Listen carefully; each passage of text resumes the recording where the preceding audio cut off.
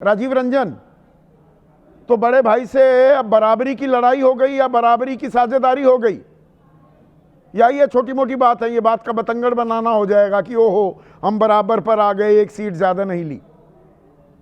बिहार के मुख्यमंत्री नीतीश कुमार, हम लोगों के नेता नीतीश कुमार, वो राष्ट्रीय जनतांत्रिक गठबंधन के भी सर्वमान्य नेता। तो हमारे लिए ये गर्व की बात है या नहीं?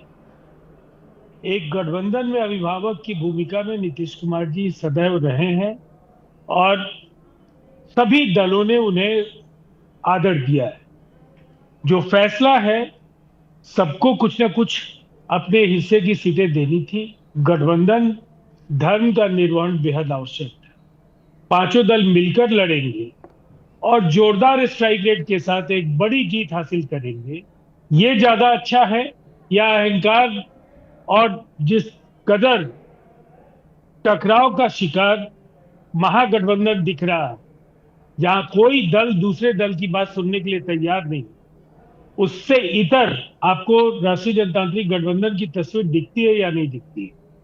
जिनको जो सीटें मिली, सबने उसको खुशी खुशी स्वीकार किया है। अपनी अपनी अपेक्षाएं सबकी होती हैं, नहीं, इस बात से लेकिन इनकार जब एक नहीं बार किया जा तय सकता हो गया, राजीव रंजन की सबने मान लिया, पर आपके मन में भी कोई मलाल तो नहीं रह गया है? वो आपके गले की हड्डी, वो कांटा है, is a thorn in your back side. Chirag Paswan के बारे में कहूं, पिछली दफा 43 सीटों पर जो आप सिमटे, चिराग पासवान की बड़ी भूमिका थी, 135 सीटों पर लड़े, एक ही विधायक जीता, पर आपको 34 पर हरवा दिया। 29 सीटें चिराग पासवान को मिली, उससे आपको कोई दिक्कत तो नहीं? देखिए, हम सकारात्मक ऊर्जा के साथ लबरेज हैं और हमें ये मालूम है कि आरजेडी का जो ये ताश के पत्तों का महल है, हमारे मिलकर लड़ने के साथ ही वो बिखर गया है। कम से कम उनकी 40 सीटें तो सीधे तौर पर केवल इस गठबंधन के एक साथ मिलकर लड़ने से उनकी कम हो रही, और बाकी जो बिहार की राजनीतिक स्थितियां हैं, जो उनके गठबंधन के अंदर का जो भीतरघात है और जो कोहराम है, ये 2010 से भी बुरी स्थितियों का सामना करने की जो चुनौती हमारी है, वो राजद को स्वीकार करनी तो आप चाहिए। काफी उत्साहित दिख रहे हैं, जोश से लबरेज हैं। प्रोफेसर नवल किशोर, जहां 2 दिन पहले तक लग रहा था महागठबंधन में कोई पेंच नहीं है और एनडीए में सिर्फ उटव्वल हो रही है, यहां तो कहानी उल्टी पड़ गई है।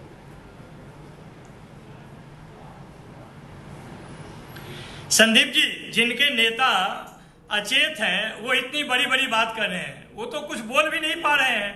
हाथ जोड़ने के अलावा उनके पास विकल्प क्या है? जिनकी आप बात कर रहे हैं कि समस्या का समाधान हो गया, वहां तो व्यवधान केवल दिखाने के लिए था।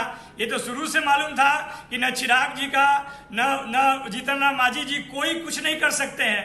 इतना हिम्मत भाई, चिराग पासवान 29 सीटें ले गए, 20-22 मिलने की बात हो रही थी।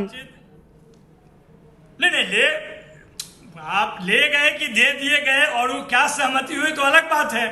यहाँ पे तो बिहार की जनता है तैयार, इस बार महागठबंधन की सरकार, ये सच बिहार के सड़कों पर दिख रहा है। ये तो नारा एनडीए वाले दे रहे हैं, बिहार है तैयार, अब की बार एनडीए की सरकार। अब आप उनके नारे की नकल कर रहे हैं, आप इनको नकलची बताते थे अभी तक। तो बताइए अब की बार।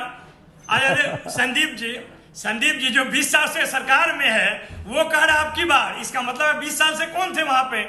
जो 20 साल से थे वो क्या ठगी कर रहे थे, नौटंकी कर रहे थे, जुमला बोल रहे थे, झूठ बोल रहे थे। अब बिहार में नहीं चलेगा, क्योंकि बिहार जो है जेपी की, कर्पूरी की और लालू यादव की भूमि है। यहाँ पर ये सब नहीं चलता है और यहाँ पर ये सब नहीं चलता है। पर आप ही के सहयोगी हैं मुकेश सहनी, वो तो कह रहे हैं कि उप मुख्यमंत्री के लिए भी सहमति बन गई। वो कह रहे हैं गठबंधन थोड़ा अस्वस्थ है, हम भी दिल्ली जा रहे हैं क्योंकि सभी डॉक्टर दिल्ली में है, वहां बेहतर उपचार होगा। दिल्ली में कौन सा उपचार हो रहा है भाई?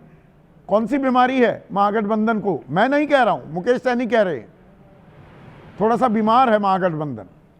नहीं, देखिए, अस्वस्थ होना बीमारी का परिचायक नहीं है, स्वस्थ होने का परिचायक है। जो छींक ही नहीं ले सकता है, जो एनडीए के गठबंधन दल है, भाई पूरी तरह से जदयू गिरफ्त में है, भाजपा की गुलाम है, एजेंट है। उनके पास नेता कौन है? बताइए तो कोई नेता है तो। उनके तो जितने भी जाने माने नेता थे सब छोड़ के आरजेडी में आ रहे हैं। अभी नहीं, मैं थोड़ा सा कंफ्यूज आ रहा हूं प्रोफेसर साहब। मुकेश सैनी कह रहे हैं कि स्वस्थ होकर पटना लौटेंगे हम, यानी कि इलाज हो जाएगा दिल्ली में। तेजस्वी यादव कह रहे हैं कि हाँ हम कोई बातचीत करने थोड़ा आए हैं, भाई हमें अदालत ने बुलाया है। कल राउज एवेन्यू कोर्ट में लैंड फॉर जॉब स्कैम, जो नौकरी के बदले जमीन घोटाले में आरोपी हैं, उस पर फैसला सुनाया जाना, हम तो इसलिए आए हैं। थोड़ा सा कंफ्यूजन है ना ये तो। नहीं देखिए कोई कंफ्यूजन नहीं है। बंद केस को खोल के और पूरे देश को भ्रमित करना और बिहार को भ्रमित करने का काम तो भारतीय जनता पार्टी पिछले 11 साल से चल रही है।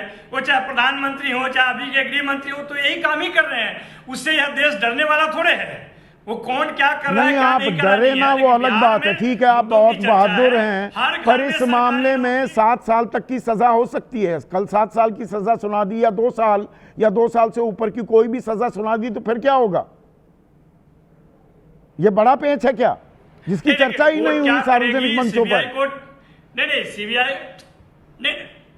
नहीं सीबीआई कोर्ट क्या करेगी उस पर तो हम कोई टिप्पणी नहीं करेंगे। उनको जो करना है करेंगे, वो किसके कहने पे करते हैं और क्या करते हैं वो समझे। लेकिन बिहार की जनता इस बार तैयार है कि सरकार उसी की बनेगी जो नौकरी का बात करेगा, और सरकार उसी की बनेगी जो हर घर में सरकारी। अब देखिए, कांग्रेस के बिहार के अध्यक्ष राजेश राम वो कह रहे हैं कि हमें तो एनडीए के सीट बंटवारे का इंतजार था, हम दिल्ली से सीट बंटवारा करेंगे। तेजस्वी कह रहे हैं भाई सीट बंटवारे के लिए नहीं आया, मैं तो राउज एवेन्यू कोर्ट में पेश होने आया हूं।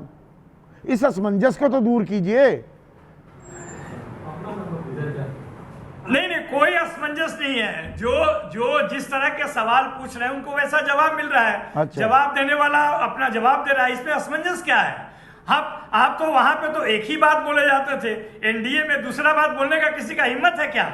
क्या वहां पर डेमोक्रेटिक माहौल है कि वहां पे बोल पाएंगे? अच्छा, एनडीए का ये रणनीति के तहत था क्या? एनडीए का इंतजार कर रहे थे, या कांग्रेस मानने को तैयार नहीं? आप 50 से ऊपर देने को तैयार नहीं, कांग्रेस 60 से कम पर तैयार नहीं। नहीं, आप ये बताइए कि क्या पांडव और कौरव में सहमति हो गई क्या? जो कौरव खोज रहे थे अंदर में बैठ के पांडव, वो क्या कौरव से मुलाकात हो गई क्या? ये जो सत्ता का जो पिछले 20 साल से खेल चल रहा है, उसका अंतिम समय आ एनडीए गया का है। तो पूरा विश्लेषण कर दिया। महागठबंधन की बात तो बताइए, कल हो जाएगा, 5 दिन बचे हैं। प्रोफेसर नवल, महागठबंधन सरकार कब कर देंगे ऐलान? एकदम समय से होगा संदीप जी, आप निश्चिंत रहिए, एकदम समय से होगा। तो मतलब अदालती फैसले का इंतजार है, कोई विभाजन नहीं। मैंने इसीलिए हर तरह हर बिंदु के सवाल आपसे पूछे। मतलब मोटी तस्वीर ये उभर कर सामने आती है, कल राउज एवेन्यू कोर्ट में क्या फैसला सुनाते हैं जज साहब, उसी के बाद आप कोई सीटों के बंटवारे का ऐलान होगा, उसका इंतजार हो रहा है। ये तलवार लटकी हुई है सर पर। नहीं ऐसा देखिए, ये तलवार तो ऐसे तलवार तो हम लोग पिछले 10 साल से भुगत रहे हैं। उस तलवार का कोई फर्क पड़ने वाला है क्या? नहीं 2 साल या 2 साल से ऊपर की सजा हो गई तो चुनाव नहीं लड़ पाएंगे तेजस्वी। ये तलवार नहीं तो और क्या शब्द इस्तेमाल करूंगा? गलत कह रहा हूं क्या मैं प्रोफेसर नवल? नहीं ना आप नहीं संदीप जी ये कैसे हो सकता है? जो देखिए आप मैंने कोर्ट के केस में विश्लेषण तो हम कर नहीं सकते हैं, हम लोग उस तरह का बात तो यहाँ करने के लिए बैठे नहीं है। जो राजनीतिक बात यही है कि यह पूरा देश जानता है कि सीबीआई का इस्तेमाल, इनकम टैक्स का इस्तेमाल, ईडी का इस्तेमाल पर तो खुद सुप्रीम कोर्ट ने बोला है कि भाई ईडी जो है वो एजेंसी के रूप में क्यों काम कर रही है। तो हम उन चीजों का ध्यान और संज्ञान नहीं लेते हैं। राजनीतिक तो कल अदालती फैसला जो भी होगा उसी के बाद सीटों के बंटवारे का ऐलान होगा,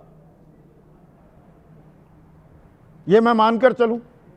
नहीं ये आप देखिए, ये आप मान के चल सकते हैं, आप स्वतंत्र हैं। लेकिन जो सीटों का बंटवारा है वो लगभग फाइनल स्टेप में, सब लोग बोल रहे हैं, हर पार्टी के लोग बोल रहे हैं, और ये समय से हो जाएगा, इसका उससे कोई लेना देना नहीं है।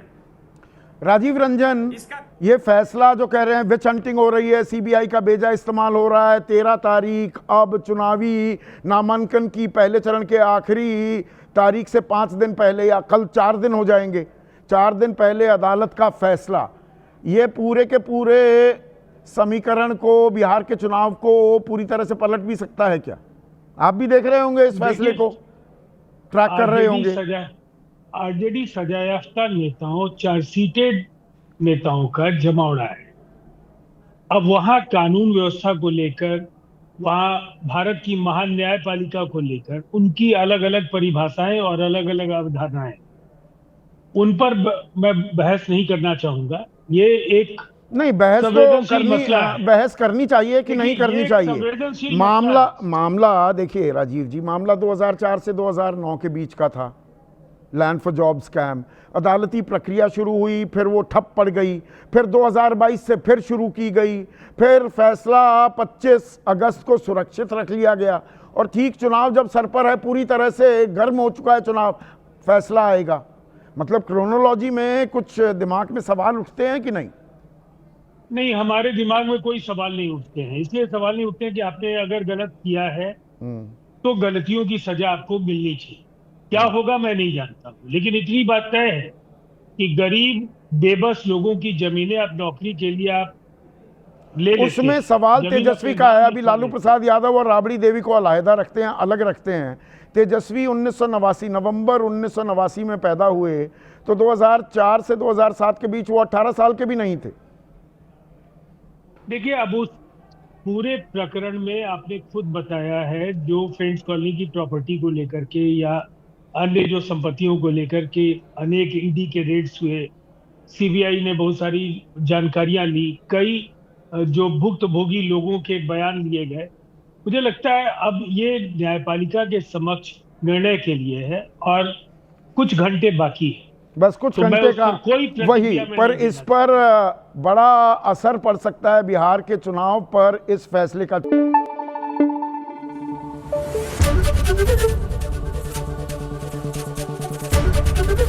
एबीपी न्यूज आपको रखे आगे।